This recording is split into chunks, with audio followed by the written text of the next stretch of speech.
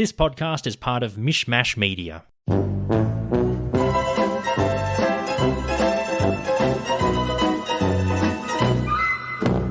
Hey, buddy.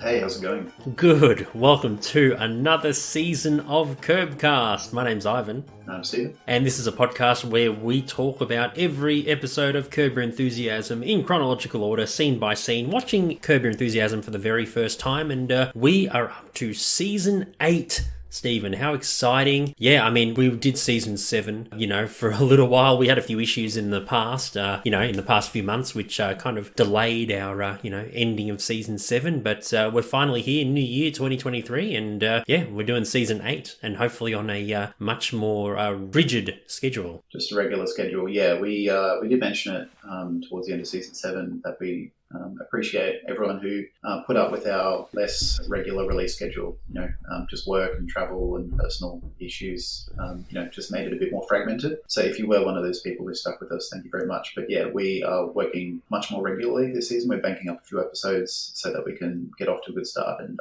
we should be back to the old weekly schedule. So it should be good. I'm looking forward to a new season, new year. Yeah, indeed. We're eating our thank you very much cookies, and we're enjoying recording Curbcast for you. Yeah, that's right. We're divorcing ourselves from the old release schedule and single bachelors at a baseball game being Season 8. Spot on. That's it. Anyway, we are talking about Season 8, Episode 1, the premiere episode, of course, The Divorce. And very, very interesting episode. And I feel like a decent season opener for this one. Obviously, a few changes. I mean, Cheryl, and Larry go through the divorce, and through circumstances kind of out of Larry's control, he hires a pretty bad lawyer, and he loses the house. And it's part of, like many seasons of Curb that we've watched, or most of them, there seems to be a theme where Larry seems to move house every season, and he's going to do it again. I'm guessing he'll be in a new house in episode 2. Yeah, because he has to get out pretty quickly when Cheryl wins the house, when her lawyer gets that for her. I'm guessing as of episode 2, he'll be set up in his new house and ready to roll. And Leon's there, of course. Good to see Leon again. He's Larry's housemate. Yeah, I feel like he's almost like Larry's, I don't know,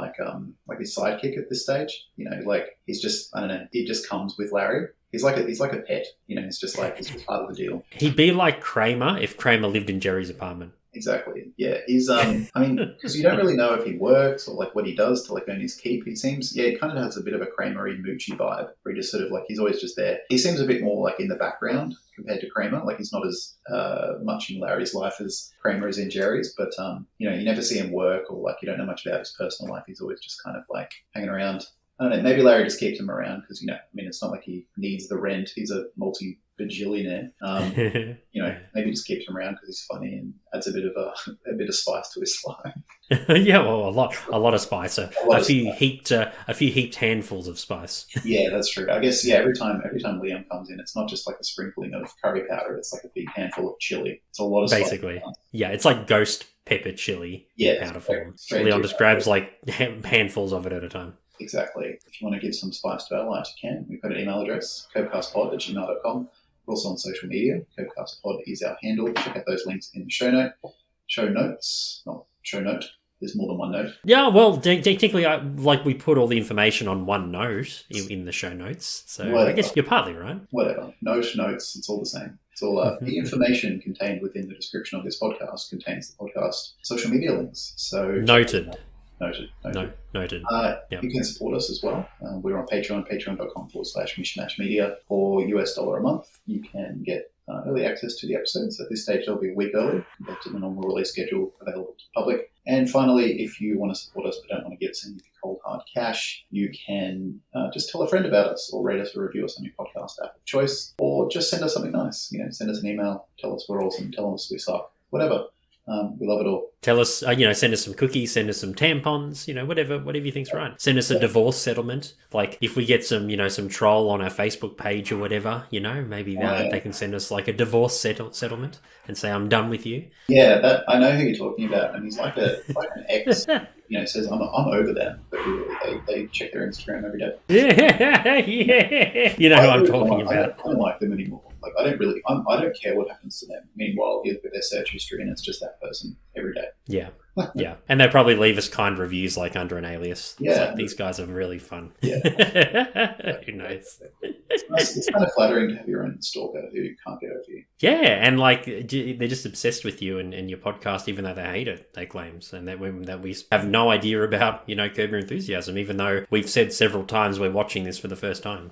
So Yeah. we're not like Seinfeld where we've seen the episodes like 100 times each. This is like fresh, so of course we're not going to of course we're learning about the Curb universe as we go. Yeah, it's strange when we state up front where we're coming from. That person in question, he who shall not be named stalker, says that. Where I don't know, gets upset with that. That's like a whole shtick. It's weird. They're just an obsessed ex. So just check out Facebook and you'll see what we mean. It's okay. If you've still got feelings, it's fine. Just don't pretend you don't have them. I'm sure their efforts are very noble. Yeah. No, we're flattered and we appreciate the love. So thank you. But anyway, enough about talking about stalkers. Let's talk about divorces. The Divorce. Season 8, Episode 1 of Curb Your Enthusiasm aired in the US on HBO for the very first time on July 10th, 2011. In this episode, Larry learns his lawyer isn't kosher, and he rescinds a cookie order from the Girl Scout daughter of a beleaguered sports owner. And a bit of trivia about the episode, Steve. Gary Cole, who plays Joe, the owner of the LA Dodgers baseball team, he revealed in a 2014 interview that Curb Your Enthusiasm was on his wish list of shows to work on. And I have seen that for many people, like actors who have been special guests on Curb. They've talked about their time on the show, even though they've been in one episode, and they say it's quite a laugh. And so Gary Cole, this is a show apparently he'd been wanting to do for a number of years, and he finally got his opportunity to play as Joe. Yeah, I can imagine anything involving Larry David, especially after Seinfeld, would just be a dream for so many actors. Again, like you said, even if it was only one scene or a cameo or whatever, just to be amongst it would be,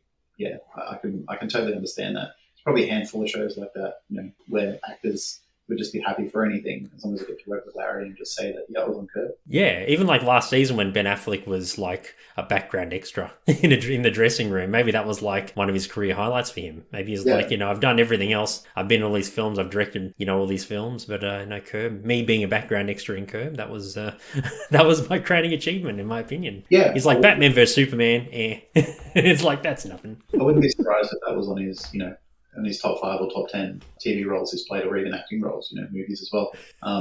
Being a background extra. Yeah. No lines. All right, scene 1 of The Divorce. The episode cold opens, surprisingly, Stephen, with the moment that Cheryl and Larry's potential re-romance went sour with the table stain issue from the season 7 finale. Yeah, it's very interesting, Stephen, how it's a continuation of what happened at the end of the season 7 finale. So we saw when Larry was calling Julia and he just connected with her and Cheryl was trying to tell him, don't worry about it, all that stuff. We see a continuation of it. So Larry actually gets in touch with Julia and Cheryl gets very angry and says that Larry doesn't listen to her, and she walks off and she's very, very upset. I don't blame her for it. Larry's making a huge deal out of basically nothing, really. I mean, having like a ring stain. Even Cheryl said in season 7 finale, she said you can like buff it out or something. It's like no big deal. But Larry makes a big thing of it, and Larry and Cheryl could have been back together again, but this kind of cost Larry another potential like re-romance with her, which is very disappointing, and he doesn't understand what's going on. He thinks, he's not thinking about him and Cheryl getting back together in that moment. He's just thinking about the ring stain, and he's finally caught, the mysterious ring stainer who's been going around, in the season 7 finale, leaving rings around tables, and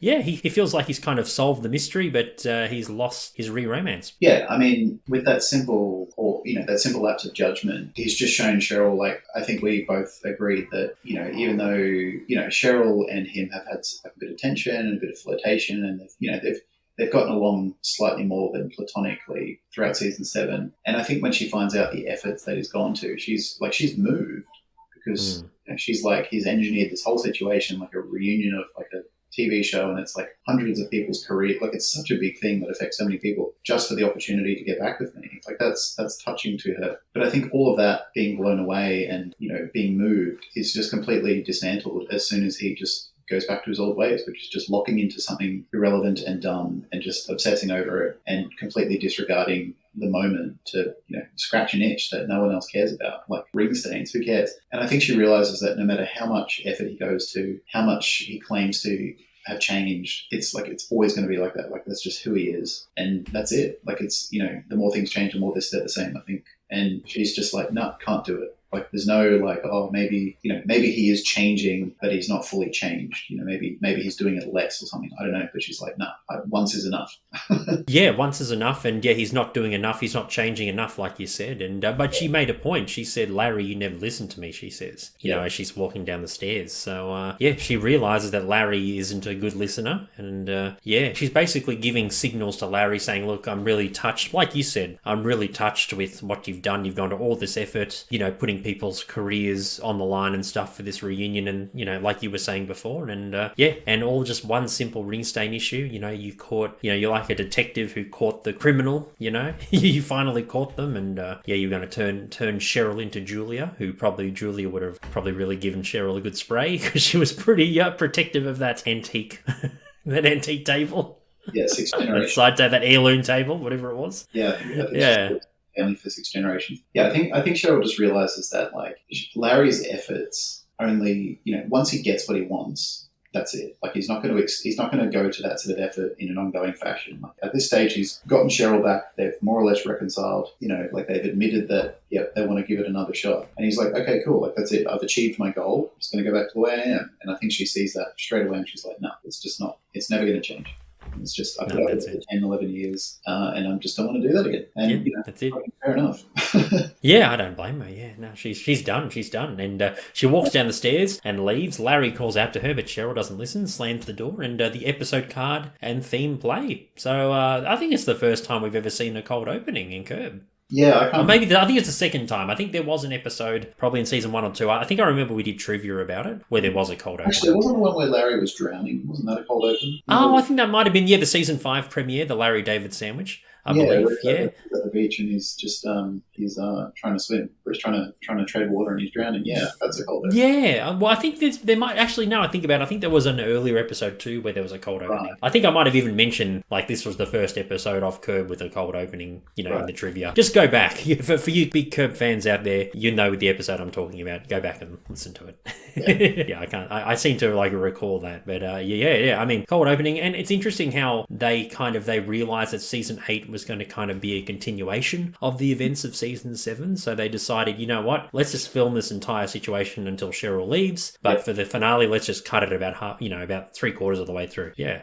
Very interesting. Yeah, normally some time has elapsed between the end and the beginning of seasons. Like something eventful happens, Cheryl leaves or whatever. And then, time passes and then we get reintroduced into into Curb, 6 months later or 2 months later or whatever. Whereas this, they wanted to try something different. It's been 7 seasons. They're like, well, let's, rather than wait 3 months and then start the season then, like, let's show it literally at the very moment or just before, the previous season ended. And I kind of they start off with a prologue, which is cool. Exactly. And I kind of liked it as well because, it was sort of implied at the end of season 7 that Cheryl, that they were, I didn't predict that, it was left a bit open and I wouldn't have picked that Cheryl would have gone, you know what, no, I'm not doing this, see you later, just walked out, straight away. I would have thought that maybe she would have tolerated it for a bit and then eventually decided that. So I'm kind of glad that they showed that Cheryl just had she's like been sucked back into Larry's world through him being charming and doing nice things. But then she's just got, no tolerance, see you later, done.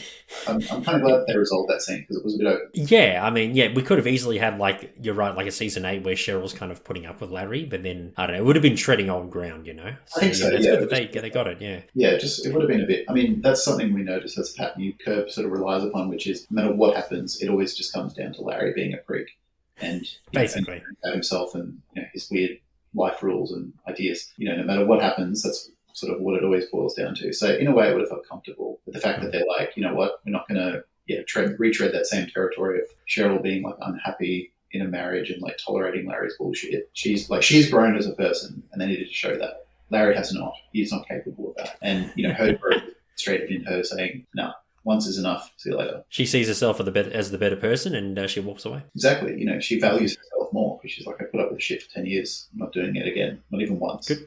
Good for her. Well, I'm looking forward to seeing Cheryl, throughout the season. I'm sure she's going to turn up a few times. Yeah, because we are watching these for the first time. We have no idea what's going to happen. But we get the feeling we'll probably see her pop in once in a while. For sure. 1 year later, so after the episode card and the theme plays, after the cold opening, there's a shot of a corporate building and the words 1 year later appear, Steve. So yeah, like you said, very different. Usually, like you said, the first episode usually is set like roughly a year after the events of the finale. But this one, kind of resolves what happened the year before, and then it goes straight to 1 year later. So we don't know what happened in that year. So obviously Cheryl and Larry's divorce is, this like settlement is kind of like probably on its last legs. They're up to the negotiation stage. So it's probably taken a long time. I'd imagine, like with divorce, it takes a bit of time to officially file for divorce as well. I don't think it's like a thing you can do overnight. I think it takes a little while. So yeah, I can imagine, 1 year's passed and they're up to the negotiation stages now. Very interesting. I can imagine Larry having, tried a few times to regain her trust and, tried to get back with her, but she's just gone, no. And yeah, also divorce proceedings probably got a bit ugly, at some points as well. Yeah, I can imagine what has happened. Very much so. 1 year later, Larry is in a meeting with his lawyer, Andrew Berg, who assures him that he will be able to keep his property and his house after the divorce settlement. Or his properties, and his house after the settlement. Larry wants to look like the good guy, but he says he doesn't want to be the good guy. Andrew reminds Larry that like a pie, he is getting the filling of the figurative pie, and Cheryl will be getting the crumble on top. That's his way of describing it. But Larry retorts and he says he prefers the crumble. He prefers the pastry on top rather than the filling. Yeah. And so, yeah, Andrew kind of agrees with him, sides of him, says, okay, you'll get that part. Like, that's fine. Yeah. So he's basically saying, like, the filling is, like, where all the main stuff is. But the top of the pie is kind of like, it looks okay, tastes okay, but it's not, like, the main bit. She's just getting, like, the scraps, so to speak. Yeah. The less desirable part of the pie. But Larry's like, no, it's the other way around. Andrew just kind of goes with it. He's like, all right, that's fine.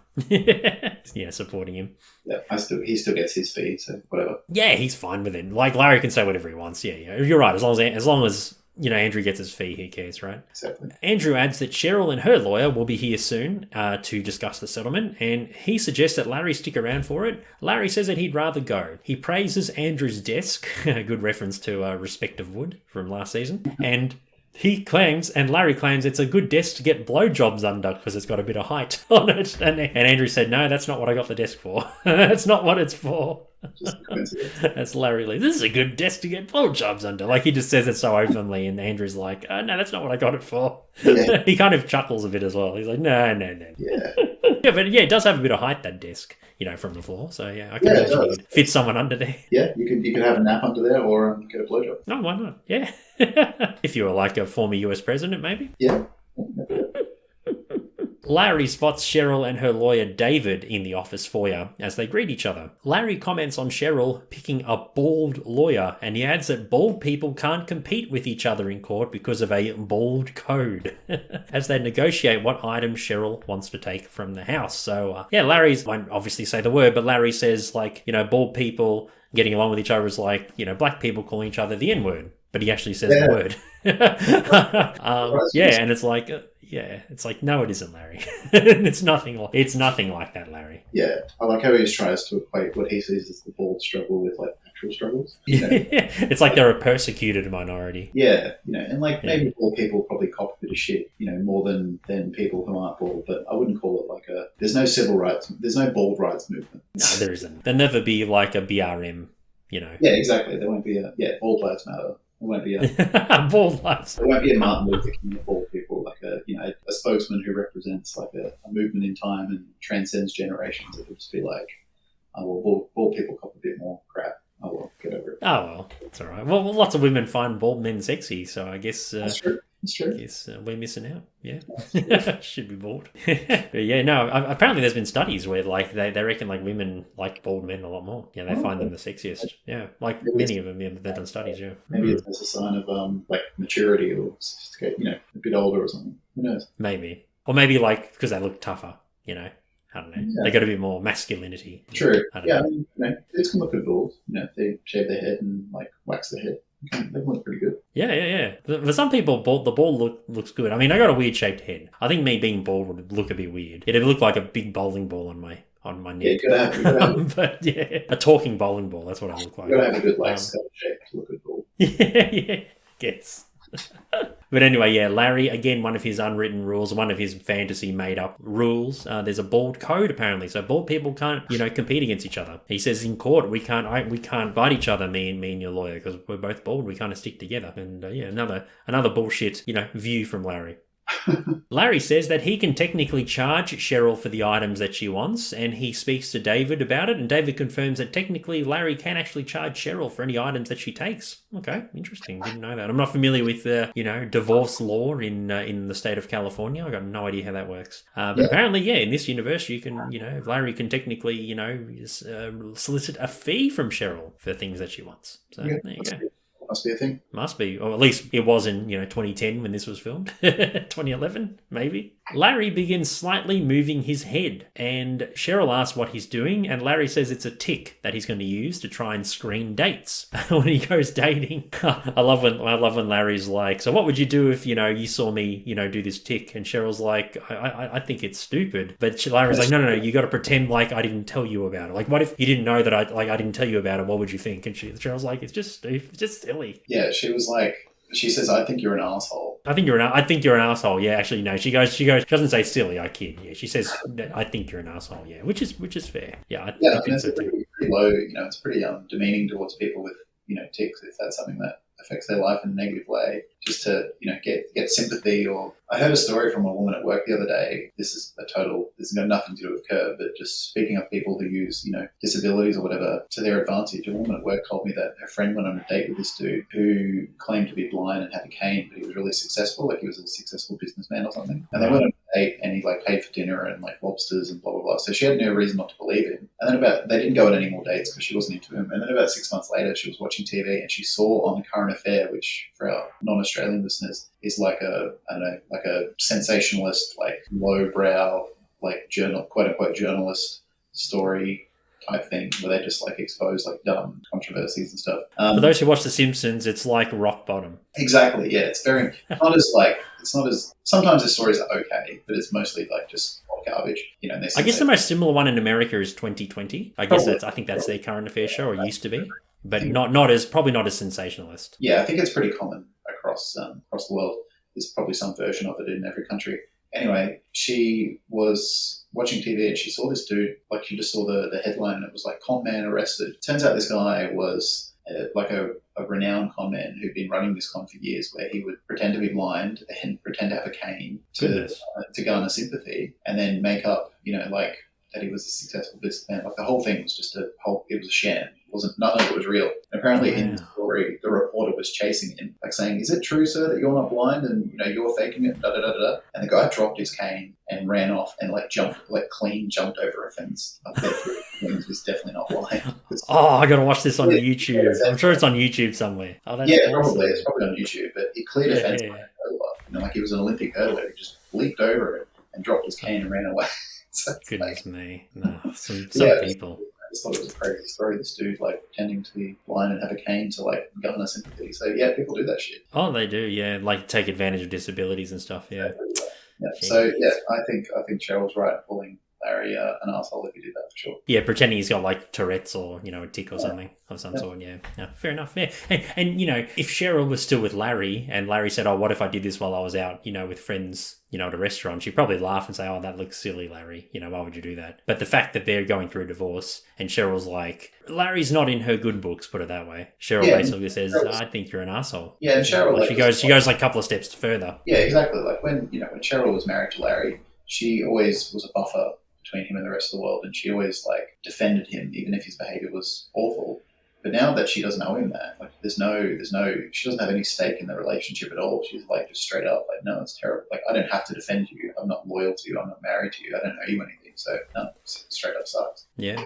Well, she says that I think that you'd be an asshole, and her and David, her lawyer, walk off. So there you go. Yeah, that ends that scene. So Cheryl doesn't want to borrow Larry.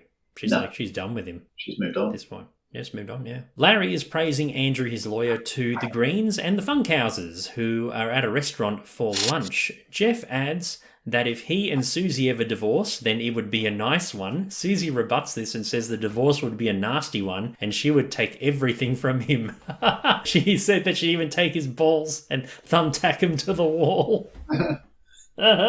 She's like, oh, it'll be a nasty fucking divorce. She's like, I'd take you for everything you've got. The fact that you even considered, thought about divorce, like even like the Jeff thinking of divorce, even discussing the concept of a divorce with Susie. Susie didn't like it at one bit. She really, God, she really went nuts, didn't she? Yeah, no, she made it even saying the D word in my presence. Yeah, she made it very clear what would happen. Mm-hmm. So I'm sure Jeff's going to wear very tight underwear from here on in. He can't have his balls cut off and thumbtacked to a wall. Marty says that he's going to London for 3 weeks on a business trip on his own. His wife says that she doesn't take business trips with Marty when Larry asks why she's not going with Marty. Larry convinces her to go and she suggests it to Marty. And Marty, says, oh no, don't worry about it. There's all these things in London. It's cold. There's gangs, like any kind of excuse not to get her to come. And she's Marty's wife wants to go and she thanks Larry very much for the idea. And Marty isn't happy. Marty is upset and he keeps glaring at Larry as they figure out what to eat. Larry decides to go eat at the buffet. Everyone else wants to get a set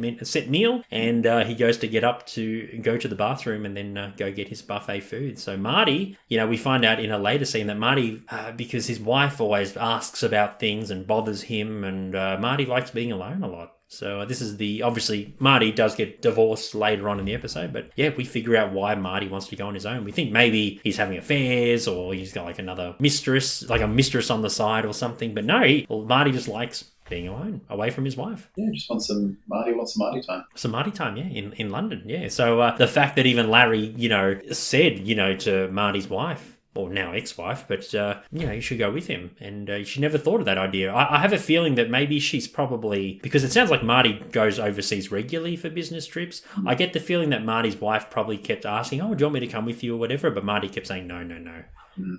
Because I feel like Marty kind of, I wouldn't say gaslit her, but maybe kind of manipulated her a little bit, saying, oh, she said stuff like, I'd imagine he would have said things like, oh, this country's dangerous. I don't want to take a woman with me or, in case something happens to you or all this kind of stuff. And I bet you, he's probably like rebutted her, refused to take her so many times on his trips. But then finally, someone else from outside of the relationship goes in and says, no, Marty's wife, you should actually go with him. And she feels like she has some affirmation and she wants to go, much to Marty's annoyance. Yeah, I think, he's being receptive and his ruse is finally over. That's right. He's not going to have a good time in London for 3 weeks. Nope. Even though, like, Marty's wife, like, the running gag is, like, she barely speaks, like, if at all. But apparently she, like, off-screen, she, like, busts his balls for everything, apparently. So, yeah, bit of a contrast to what we see on the screen. 50-50. You take whatever 50% you want. I'll take what's left. No arguing, no negativity. What, are you fucking kidding me? You think we're gonna have a nice divorce if we ever get divorced? No fucking way. I'm taking you for everything you have, mister. I'm taking your balls and I'm thumbtacking them to the wall. You're gonna get nothing out of it. You mentioned the D word once in your fucking life. You'll rue the day you ever met me. A couple of mutual friends named Joe and Anna greet them all happily when Larry comes back with his buffet food, and he's really loaded the plate. Everyone's like complimenting him on his big meal. Larry reminds the group that Joe is the owner of the LA Dodgers baseball team. He also says that Joe has the same divorce lawyer as Larry, so Andrew, and that he is very, very good. Joe offers box seats to Larry, and Anna says that Joe's daughter Kira will be door knocking for Girl Scouts selling cookies, and for Larry to keep an eye out for her when she goes past his house. And they wish each other well, and they walk off. Larry comes back with a stacked plate from the buffet, and the group are in awe of its size. Jeff asks if he can have a couple of potatoes, but Larry offers more food. He says, have a couple of shrimp, have a couple of crab legs, he's got so much here. The host goes up to Larry and reminds him that he cannot share buffet food because others have ordered a set meal, and as a result of Larry giving Jeff food, they have to charge for another buffet order. Larry argues about this, and he totally disagrees. A nearby person who happens to be a lawyer goes up to them, and he reminds the host of the laws associated with buffet food and says that the host should apologize and offer them all a round of drinks. The host apologizes and offers this, but Larry says, thank you for the apology, but the drinks aren't necessary. The man is named Hiram Katz, and he says that he's a good lawyer, and he gives Larry a business card and walks off. Yeah, fortuitous timing. Larry needs a good lawyer, and one came along. And Exactly. I don't seem to know his stuff. If it's true, what he said is true. And he says it with such confidence that the waiter just backs down. Just like there's no but. It's just okay. Sorry, get you around. Yeah, because one of the things that Hiram says is to the host is like you have to prove that Larry had prior intent to take the food and give it to Jeff. You know, like, how are you going to prove that? You know, like all these things that he has to go through to prove that Larry did the wrong thing. And he made good points, saying like, you know, once you've put the food on the plate, that's technically yours, so you can do what you like with it. Yeah. Which makes perfect sense. Let him have his crab legs. Yeah, I mean, because Larry, that makes perfect sense. I mean, I'm not familiar with the, Californian, law in terms of that. But, I could imagine, like, you've paid for the buffet. You give your friend next to you, like, a couple of bits of food. I mean, and they've ordered a set meal. That's no big deal. Yeah. I mean, understandable if you brought, like, 2 plates over and you gave, like, a whole plate to your mate who didn't pay. Like, okay, that's fair enough. But, like, a couple of morsels of food, I mean, come on. What if you had like a kid there and you gave like your little kid like a crab leg? Should they be charged? You know what I mean? Yeah, like, it just doesn't make sense. Yeah, if it doesn't cost the Denny too much, it's not a worry. Yeah, no, but Hiram, he seems like a guy who knows his stuff, and we find out later that Larry likes him for other reasons too, which become Larry's downfall. Larry's at home with Leon. He tells Leon about his box seats. Leon invites himself as a +1. He invites himself as a +1 for Larry's hookups, for Larry's dates and stuff. And Larry's like, no, I don't need a +1. I don't want a +1. I can do this by myself. Larry answers the door, and Joe's daughter, Kira, introduces herself to Larry, and he invites her in. They're near the front door. She reads out what cookies they have for sale, and Larry asks for 5 boxes of each flavour. I like how there was a flavour called Thank You Very Much, and Larry I think he might have improvised his line. He keeps going like, thank you very much. Thank you very much. That just made me laugh. He's like, he loves like that punny name for cookies. Yeah. He's enjoying it, I can tell, in that moment. He asks for 5 boxes of each flavour. Larry asks her for the, for the form so he can read more about the flavours and sign and stuff. But Kira stands still in shock, and she has a shocked look on her face. And Larry asks if she's okay. She says that she may have just had her first period. Larry is shocked, but he plays it down. He says he'll run up to the bathroom to get things that his ex-wife left in the house to help Kira out. He runs back down with a packet of tampons, and he leads her to the guest bathroom and gives her a wrapped tampon. She shuts the door. Kira says she is unsure how to use it. Larry pulls out a set of instructions from the tampon box and reads them to her. He opens another tampon to inspect it and is confused with what it says. He figures it out and reads out the instructions again. It takes Kira a little while to kind of figure it out because Larry isn't really explaining it too well. And I can imagine Kira's also in like a state of shock as well. Like a life-changing biological event you wouldn't be as coherent as you normally would be, right? Yeah, you just want it resolved and you're probably a bit embarrassed and a bit unsure what to do. And it's a lot. Of course. Kira is still confused and Larry is getting flustered and she thinks that she's got it and Larry cheers and everything seems to be fine. But I'd imagine like single fathers who might have daughters. I wonder like what it would be like if you were like a single father, like like this day was going to come. But I don't know, you'd probably still be freaked out a bit like Larry too. Yeah, I think it's a case of like, look, if it's just information you're giving to your kid, like this is what you do. Like if it's just information, I don't think whether it comes from the mother or father matters. But if it's more of like I'm going to help you. Oh, no. God. God. Like obviously, I don't mean that in the way that it sounds, but I just mean that like if a daughter, a girl who just got a period just came to her mother or father and just said, I just need some information. It's just information. Whereas if it's something a bit more personal or like, they wanted a bit more instruction, I think, it would be a bit, I don't know. I don't think that would be very appropriate. And it's also like just a lack of shared experience. The mother would understand because they went through a similar scenario and they're still getting their period. So it's like, and I imagine most daughters would go to the mother if it was a dual parent situation. But I don't know, or maybe like older sister or something. They can probably help.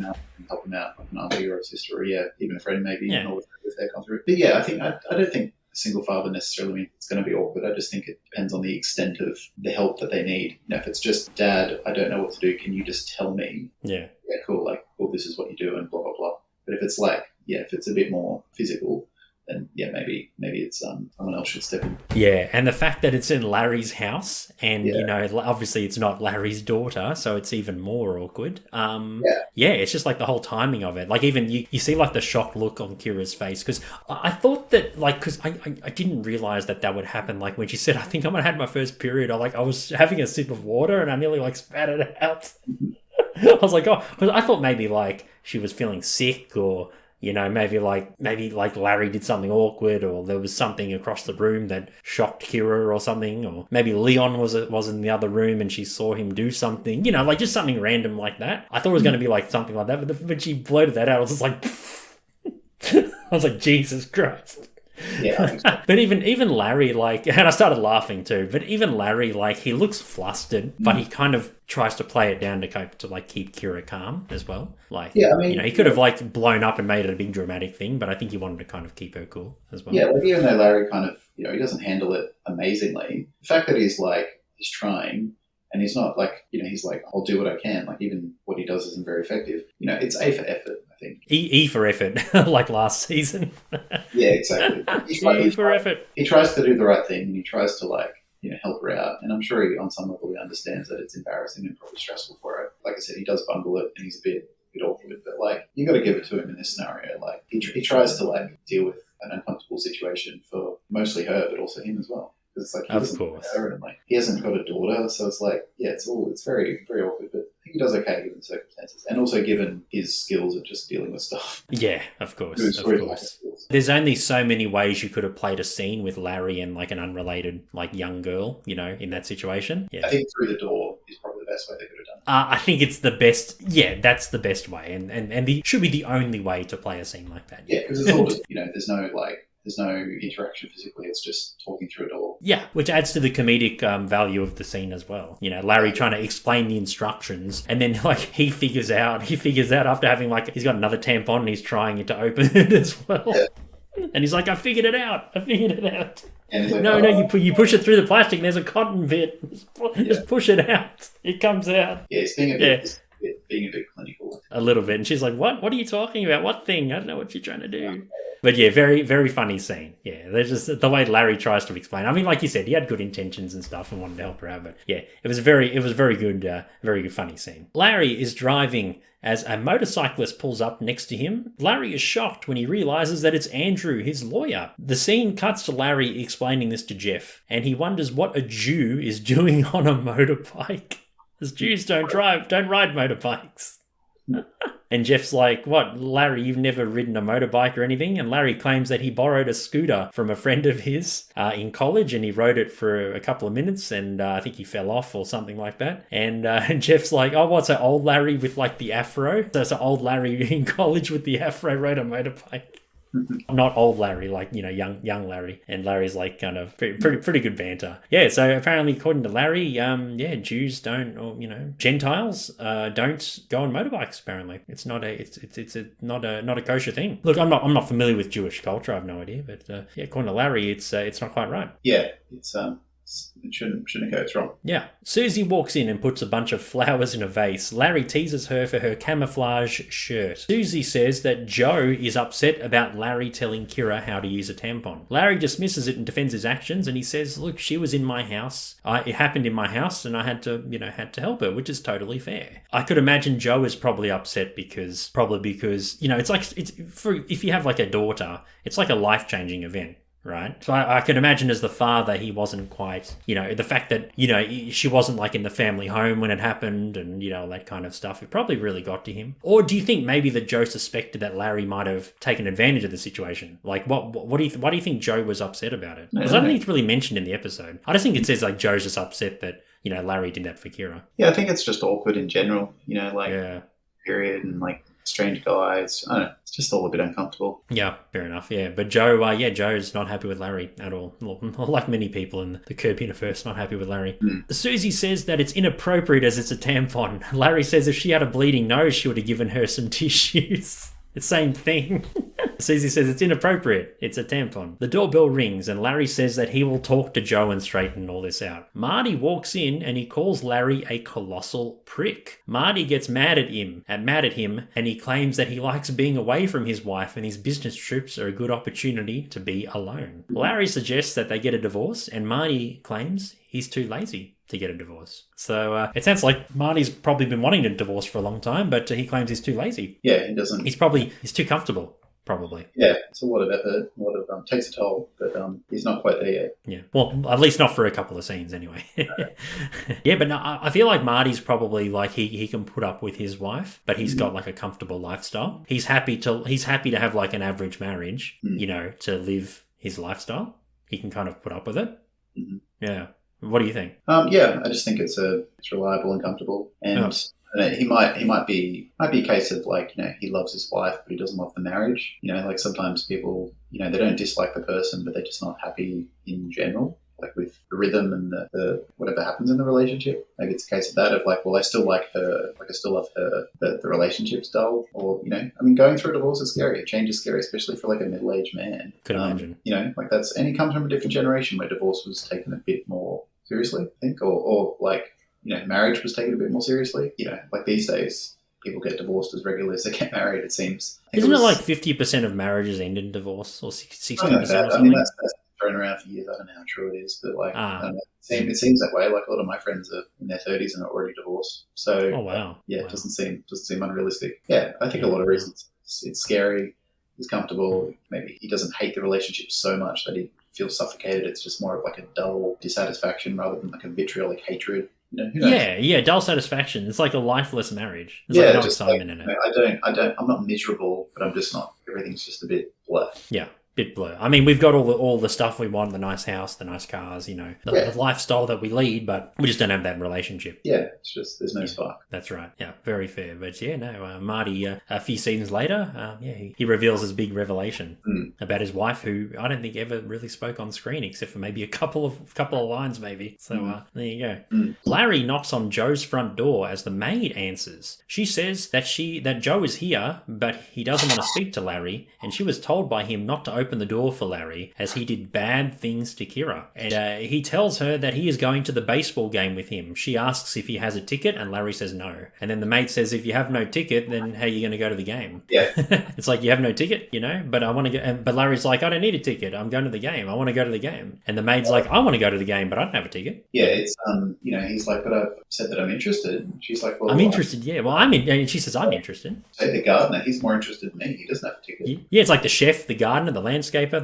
They're all interested. They got tickets. Yeah, they do get a ticket. Interest doesn't equate having a ticket. Yeah, and she shuts the door on Larry. Obviously, he's not going to go to the corporate box for the Dodgers, unfortunately. You can tell, like, when you see the exterior shot of Joe's house, you can tell he's like a big-time, like, owner of a sports team. His mansion, like, dwarfs Larry's, doesn't it? Yeah, I mean, it's probably like 3 times as big. It's just ridiculous. Yeah, I mean, I imagine most sports club owners are a bit more gregarious than Larry, you know, a bit more ostentatious. Like every sports owner I've ever like seen interviewed or like known about, they're all pretty big personalities, you know, like they're louder than life or larger than life, and like they've got a presence. Whereas Larry's a bit more like, he's famous, but his personality, at least in Curb, is quite, you know, like he doesn't really like people, he doesn't like putting himself out there. So I think it's just a reflection of different personalities and how much they want to like say, look at me. Yeah, I think so too. But also, yeah, the fact that Joe owns a multi-billion-dollar franchise, you know, that would help his bank balance as well. So he can afford the bigger house. He probably throws, what's that? He's not strapped for cash. Nah, definitely not. And he probably throws like big gigs, you know, he brings the players over for like parties, and so he's got to have like the big entertainer mansion. Yeah. I can imagine lots of things happen at those parties with the Dodgers players. Yeah. Lots of hedonistic actions. Cheryl is at Larry's house going through things to take. Larry says that she can't have the salt and pepper shakers. He claims that he likes them, but Cheryl says that Larry never used them. So how can he like them? How can he still want them? In this scene, they're actually talking to each other positively, like they're friends, which is nice to see. Yeah, they're kind of like just having a bit of fun. Yeah, a bit of fun. Because it's been a year, they've probably gotten over like all the venomous words and the mudslinging. And they're probably just at a point where they're both sort of at peace and they've accepted the scenario and they're just civil. Yeah, they've gone through the 7 stages of grief and now they're well into the acceptance stage. Exactly, yeah. Yeah. Larry says that it'll feel weird signing the divorce papers. And Cheryl agrees as well. Larry says that they can move on after the divorce. They can kind of, because Cheryl says that she'll remember their marriage and, it'll sting a bit, being divorced and stuff. But Larry says that he can move on after it. It's just like, he thinks it's like going to high school. Like, you went to high school and you graduated and now you're gone. It's the same thing. He goes, divorce is just like a thing in the past. Yeah, they're at peace. Yeah, they're at peace, yeah. Yeah, and then, Cheryl says, I'm sure we've learned from each other, about our marriage. We've learned some things and stuff. And Larry says he's learned not to tongue scrape when he was with Cheryl. And Cheryl's like, that's the thing that you learned, for us being married. And Larry's like, yeah. With you, I learned not to tongue scrape. So, yeah, at least he got something out of it, I suppose. He asks for sex, but Cheryl refuses and says it's not appropriate. She says, they talk about Andrew, the lawyer, and she says that Andrew went to a Catholic school, St. Christopher's. And Larry is very confused because she says that one of her friends went to school with Andrew at the Catholic school. And Larry's very, very puzzled. Larry goes to open the door and 3 Girl Scouts are there to collect the money from Kira's sale for the 5 boxes of each flavour. He praises the diversity of the Girl Scouts there. There's a Caucasian Scout, there's an African American Scout, and an Asian Scout. So he praises the diversity of the Girl Scouts.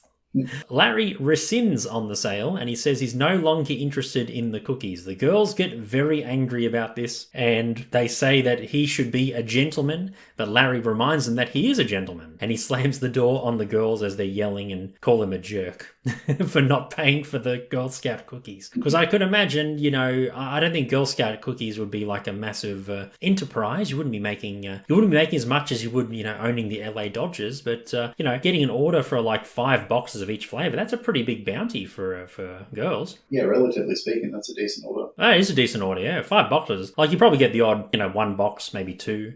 Just to kind of help him out. But Larry insists 5 of, I'm guessing there was like 5 or 6 flavours that Kira read out. And so he'll be getting like 25, 30 boxes of cookies. Yeah, a lot of cookies. Lots of cookies, lots of dough. Lots of cookies for Larry to enjoy. But no, he decides to rescind on the offer. I'd imagine probably with like after what happened with Kira as well. Maybe he doesn't want to really be associated with the Girl Scouts, or after what happened, it probably that whole situation kind of probably grossed him out of it. So I can see why he doesn't want to do it. His rescinding of his offer is just spite. Yeah, because I think he kind of wanted to do it for Kira because, she's Joe's daughter. That's why he said, I'll do 5 boxes. But the fact that Kira probably felt so awkward about what happened at Larry's house, she doesn't want to go back to his house, never see him again. So he probably feels kind of weird, like, doing the sale. But yeah, he straight out says, I don't want to do it anymore. The deal's off. And the girls get very mad and yell at him, call him a jerk and say he's not a gentleman. And then he just slams the door on them. He doesn't care. You don't care. He's going to come back to get them because we find out in the Curb universe you don't fuck around with Girl Scouts. We certainly find that out in the final scene when we get to it. Larry meets with Andrew at his office and he says that he knows that he went to St. Christopher's, the Catholic school, and Andrew says he did, and Andrew says that he is not Jewish, like Larry thinks he is. Larry thought because of his surname Berg that he was Jewish. Andrew says no, that's not the case. Larry reminds him of some Jewish traits that Andrew has displayed over the years, but Andrew claims that he never pretended to be Jewish for the whole time they've known each other. Larry, they kind of get into a back and forth about it, but Andrew says, oi, like, what is it, like a Yiddish kind of slang term, like, oi, like, oh my God, and Larry points that out and saying, hey, oi, you said oi, that's Jewish. And he points to all these Jewish artifacts that Andrew has around the office and why he has them. And Andrew says, I get them as gifts from clients. And Andrew reveals that he's actually Swedish. So Berg isn't Jewish, it's Swedish. And Larry says he's going to lose it all to Cheryl. He's like, I've got a Swedish lawyer. I'm going to lose it all. Maybe the Swedes aren't so good with lawyer stuff. They're good at selling flat pack furniture and exporting musical acts and, making good meatballs. But in terms of like the legal system, I don't know. I'm sure Sweden has a decent legal system, I'm sure they've got decent divorce lawyers in Sweden. Yeah. I'm sure they're not all bad. They're good at metal and meatballs and furniture. They're not so good at divorce law. Yeah, that too. Yeah. And also pop, ABBA, all those ones. Many incredible exports from Sweden. But Larry's really showing his prejudice here. Well, I think he feels like he can't relate to a Swedish lawyer. He can relate to a Jewish lawyer because he's a Jew. Yeah. And he's leaning into the stereotype that Jewish lawyers are, savvy and relentless. So he doesn't feel like he's setting himself up the best chance. Whether it's true or not, I mean, this guy could be a perfectly good lawyer. He doesn't give him a shot, but Larry's just feels like he's been ripped off almost. Yeah, I think Andrew is a good lawyer because he says earlier in the episode that Andrew has assured Larry that he'll keep his house and he'll keep his properties as well, even after the divorce. So there'll be no way that Cheryl's lawyers can get them. So I think it shows that he is a very good lawyer. He's excellent. But it's because of Larry's ignorance as well. Because he thinks, Larry's always thought that, he was a Jewish person. But like Andrew, it's not like he's pretended to be Jewish the entire time. I mean, he even says, like, I've never, claimed to be Jewish. I've never said anything. Yeah, he's just, Larry's based on circumstantial evidence. Yeah, circumstantial evidence, that's right. But yeah, I mean, it probably would have been, I don't know, do you think it would have been too much if, say, Andrew's character was pretending to be Jewish, but he wasn't? Do you think that would have been probably a bit too... But then again, it is Curb, so, they've done different stuff like that before. Yeah, there's lots of jerks in Curb. The whole show's centered around the biggest jerk on earth, so I don't think that's a problem. I just think it would have been, it's already a pretty complex episode. I think it's just it's not necessary. It's not necessary. Yeah, it just... And it's introducing a complication so far, into the second, might even be the third act at this point. It's that's a lot to resolve. And I think it makes more sense that Larry, because they're getting to the place where Larry just gets fucking rinsed by Cheryl and her lawyer. So Larry needs to have a series of defeats to get to that situation where doesn't like his lawyer, I think it lines up with how the story works out. Yeah, for sure. And especially the events of what happens very soon in the episode. Larry is playing pool with Jeff and Leon. Jeff says that he always thought Andrew was Jewish due to interactions with him. Larry says that he won't sign any divorce papers until he gets a new lawyer. Marty walks in and is very happy. He exclaims that he is getting a divorce thanks to Larry. Marty says that he put the idea forward to his wife and she agreed to it, and he says that he's going to avoid 20 more years of boredom in the marriage. Leon says that Marty needs to get someone new, a new ass, as he has run the last ass into the ground, his words. and Marty, Marty's very humble. He goes, oh no, I don't like talking about my wife in that way, that sort of thing. And Leon's like, nah man, you ran that ass to the ground, now you gotta get a new ass to run to the ground. He keeps emphasizing it, and Marty's just like, no. Leon I love his just the way he describes stuff. He just he just goes in. And I love it. You got to run that ass into the ground. What does that even mean? I don't get it. It's I don't know. It's like an old car. You've just driven it. It's got 400,000 kilometers on the tacho, and it's time to buy a new car. Oh, as in you've run it into the ground. Oh, like a car. Gotcha. Yeah, okay. It's used up. Right. Okay. Yeah. Fair enough. Running that ass into the ground. It's just it's tired and sad, and you've got to get some new fresh. Like Leon says, but Marty doesn't like that at all. He's like, no. He gets a bit offended as well. Yeah, fair enough. It's even though he's divorcing her. I think, we were saying before, why would Marty want to be divorced? I mean, he kind of admits it here. He's he's just bored. I don't think that's right.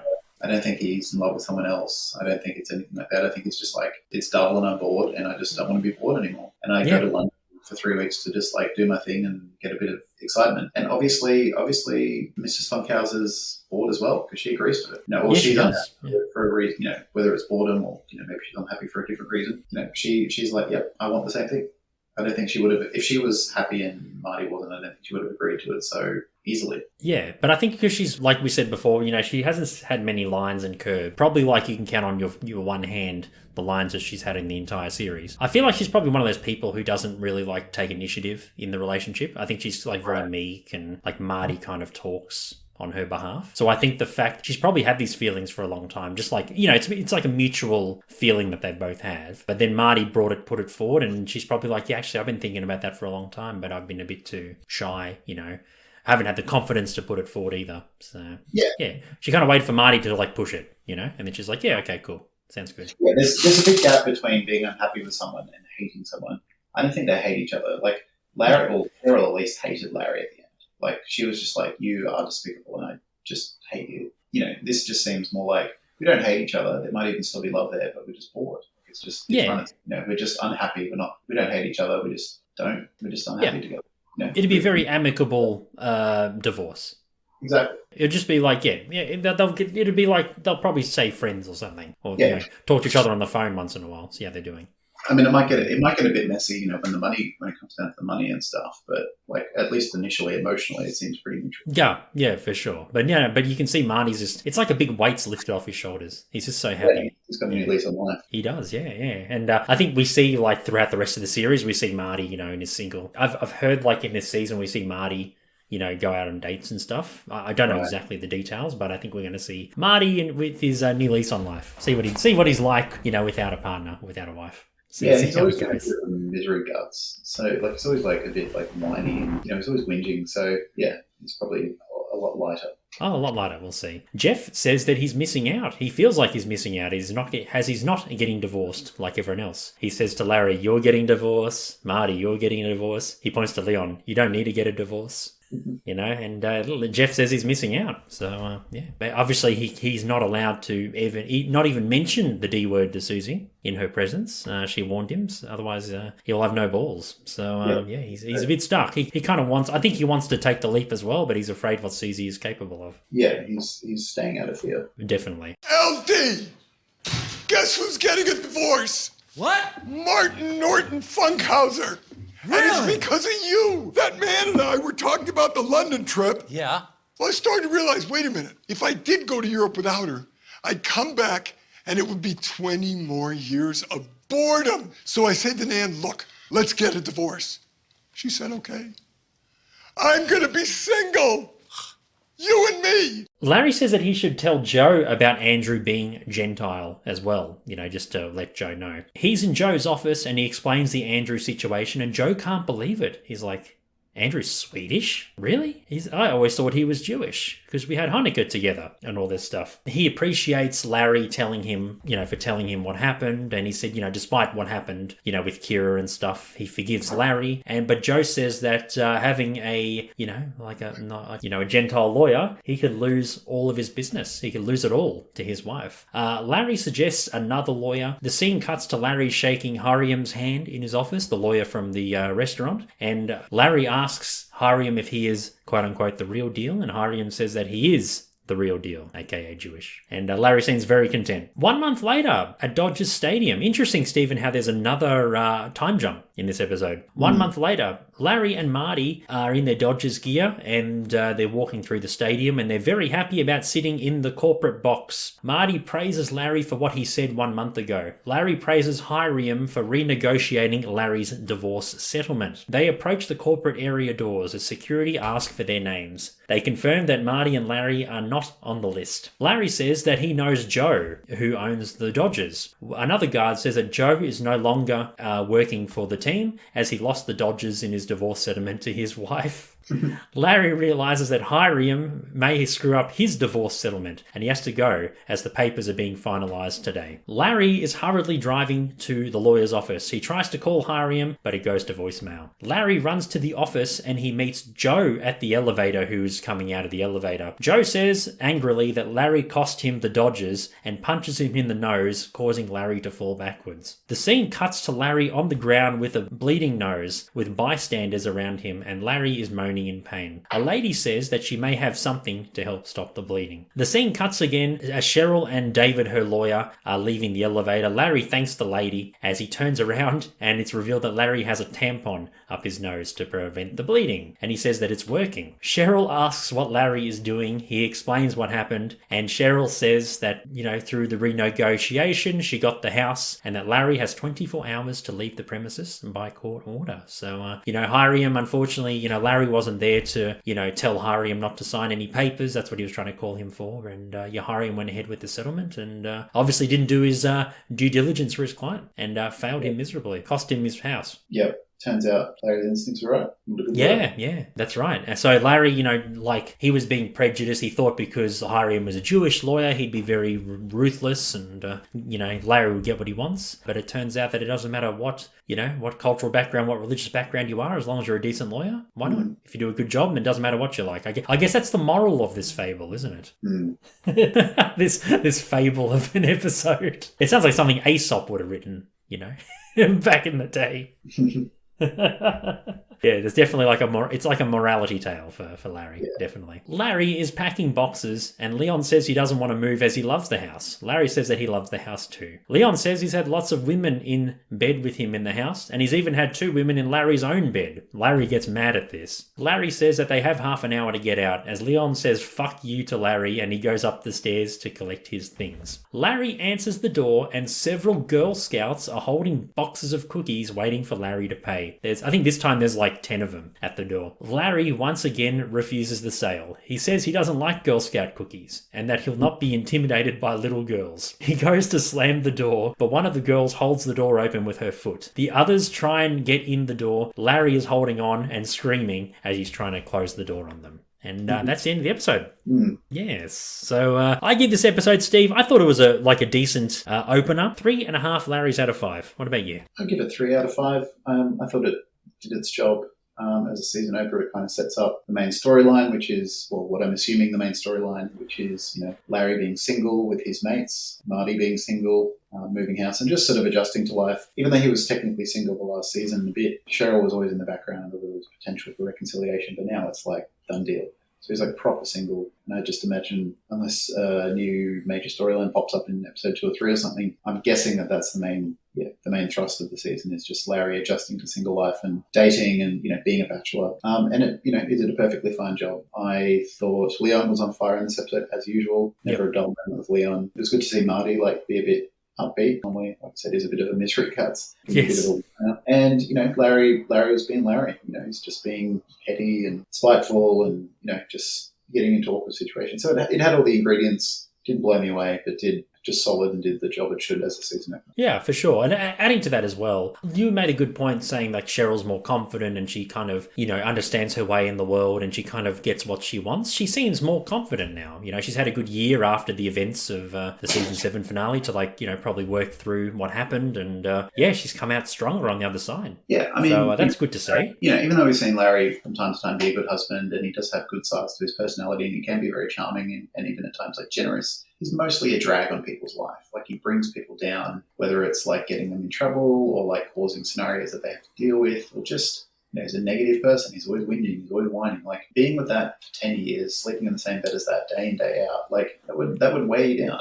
And when you don't have that in your life every day, you're going to rebound. You're going to find some pizzazz that probably withered away a long time ago because Larry's just fucking sucking it out of you sort of thing. So, to me, it's like Cheryl just not having that constant drag in her life and just probably and not having to just deal with his shit. She's always trying to make excuses for him and be his buffer and just her life is always affected by Larry's bullshit and now it's not. She doesn't have to worry about it anymore. Someone else can deal with it. Yeah. Lighter, more confident. And, it probably helps as well that we've also said before that Cheryl can be superficial from time to time, that maybe she wouldn't have stayed with Larry as long if he wasn't so wealthy and she wasn't so comfortable. I mean, that's speculation. Maybe that's not true, but she's going to get a big fat payout out of it. And that's, it's got to be... Oh, she's getting a house. She's getting a multi-million-dollar house. Probably a big chunk of cash, probably maintenance, Yep. She's going to do quite well out of it, so that's not nothing as well. So, yeah, she's got every reason to be confident and a spring in a step. A spring in a step for sure. And it's like another side of Cheryl. She's almost like a new character being introduced. Yeah. She seems completely different. I think she was more like this in season 7, because she was getting the acting opportunity and she, even though there was flirtations with Larry and reconciliation was sort of applied to be on the cards for a lot of the season, or something that would potentially happen. All throughout the season, she did seem a bit lighter, but I think now, and that's because Larry was even though they were in each other's lives day to day, the Seinfeld reunion, and they seemed to be just much more in regular contact and run into each other a bit. Yeah, she was heading this way in last season. I think you saw more of her lighter side and just more happy. And now it's fully realised because Larry's completely gone. That's going to be interesting to see the dynamic between Cheryl and Larry post-marriage, post-divorce. It's going to be interesting. I imagine, because she's still friends with Jeff and Susie, and she's still deeply connected to his life and his social circle. I'm sure there'll be some shenanigans that he gets up to that pulls her in, by accident. Probably, she'll never be able to truly escape his whirlpool of petty bullshit. But she's not first in firing line. Sort of thing. Yeah, so, no, definitely not. Yeah, no doubt something will happen where she'll get sucked in or be affected in some way. But yeah, she's not the primary receiver of his crap. No. Well, like I said earlier, we're watching these for the first time. We don't know what's going to come up next. We have a general idea, but we don't know the specifics. But we're looking forward to experiencing it and sharing our thoughts with you as we progress through season 8. Yep. And that was Curbcast. Thank you very much for listening. We hope you enjoyed it, and we'll see you next week for season 8, episode 2 of Curb Your Enthusiasm. My name is Ivan. I'm Stephen. And you take care of yourselves and each other. Bye. Bye.